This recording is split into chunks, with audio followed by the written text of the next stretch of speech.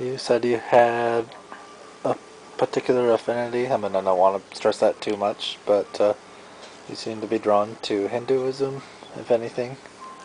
Like if I had to identify with a particular belief, Hinduism, just because in my elementary understanding of it, it is you can study this religion, you can study this sect of this religion, and you're just trying to obtain a higher level of enlightenment each time.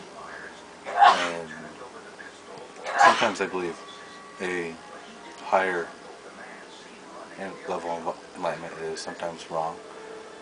I would say maybe it's more of a inward enlightenment and understanding. Um, a lot of times when I'm reading Joseph Campbell and reading about the journey of the hero, it's not about it's not a higher calling that the hero is called to. It's an inward calling, an inward draw that I need to do something. I need to go do this for whatever reason. And it's an inward journey, not a higher journey that they're going through when they're changing. Um, one of the best definitions of a hero is giving yourself to another or a higher purpose of some sort, completely and wholly. And there's a changing of your consciousness, of your mind, when you do that, when you do give yourself to another. Okay, would you say that is the definition of a hero, or just a definition of a hero? I would say that is the definition of a hero. Okay. You need to be able to go through that process, whether you had some sort of physical exertion, or you had to slay a monster, or if you had to run thousands of miles like Forrest Gump did. There was just something that made you change your conscious, where you had to do something and go forth and participate within that journey. For me, at least. Okay. Thrown out there, it's kind of unrelated, but not so much. Going back to that kind of collective morality of people of deciding what's right and wrong. Like, I'm going to throw out there, this is an extreme case, but like Nazi Germany, where the overwhelming majority of the people felt that it was the right and just thing to eliminate the Jews. And then throwing in there Mahatma Gandhi's comment, who also lived in this time period, stressing that if you're a minority of one, that the truth is still the truth, regardless of the collective conscience of people or not. And he was always kind of like they called him the spokesperson for the conscience of mankind. So, and a lot of times his opinions were unpopular, but just from his stubbornness, as he referred to himself, he just his unwillingness to cooperate with what he saw as evil, he was able to prevail and dominate over the prevailing ideas of his time by sheer will and conviction of what he believed to be right and wrong. What do you think about things like that? Again, I can't say one thing or another just because I didn't understand the question. Like, in terms of Nazi Germany, like, the That was the the moral view, the overwhelming view, the majority, the group, the moral relativity from their perspective anyway. That seemed to be the right and just thing to do, that they were the chosen race, but that was like a majority. Going back to the comment about how just as a group of people we decide what's right and wrong, do you think that sometimes the majority could be wrong and the minority could be right? without a doubt, again, I kind of mentioned the first time we did this, that every group of people that identify within each other has some sort of creation story or genesis that says, we are the chosen people, these are the bastards, we are the Jew, they are the Gentile, we are the Germans, they are the Jews, kind of thing. Or we are the Christians, they are the Jews. Every society has that one way or another. I haven't read about one society that isn't like that.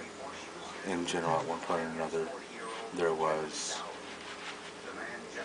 and us against them, somewhere within everything.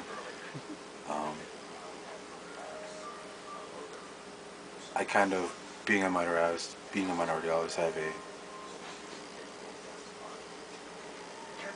outlook for other minorities. Um, One being the idea in America, the president can win the election without a majority vote due to electoral votes by winning certain states and gaining more electoral votes than their popular vote. The last time that happened was 2000 with Bush. And Do you think that's a good thing or a bad thing, or it could be either? it could be either. Um, there's a lot of people who are since then and even before that are against the idea of the electoral vote because it takes away from democracy. But the reason they set that up was for the minority. Unfortunately for me, I don't agree with that minority in terms of what they wanted, in terms of Bush winning. But I respect that guideline, that principle of protecting the minority um, within the United States, even though I'm not a part of that collective. Because it was placed there so big states couldn't gang up against the smaller states Yeah. and just overwhelm the vote in terms of what they wanted. Yeah. It was just one of the checks and balances they had. Okay.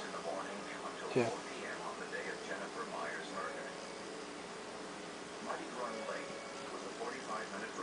Okay. Shoot. Feel free to jump on any subject at all, Mark. Okay. Like Uh, we just kind of logged into politics. You can go from there as well. Much of a political buff. Okay. What do you think of people who are apolitical?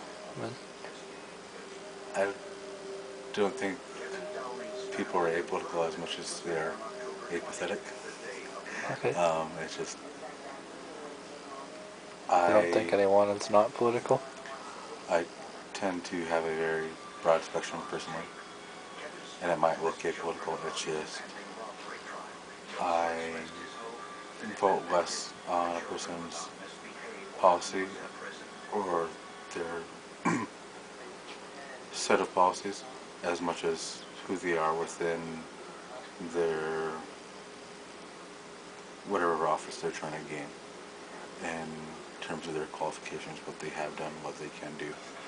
Um, honestly, two of my favorite um, presidential presidential candidates for 2008 was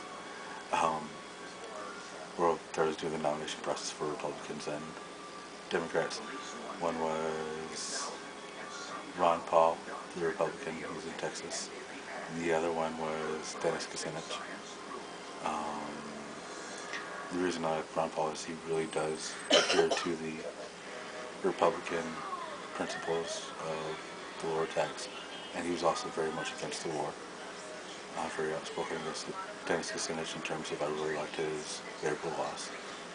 Um, so, but for me, if I had to define myself, I'm very socially progressive, but fiscally uh, responsible. And that terms, I love the idea of having health care for all. It's very ideal, but the fiscally responsible side of me says, well,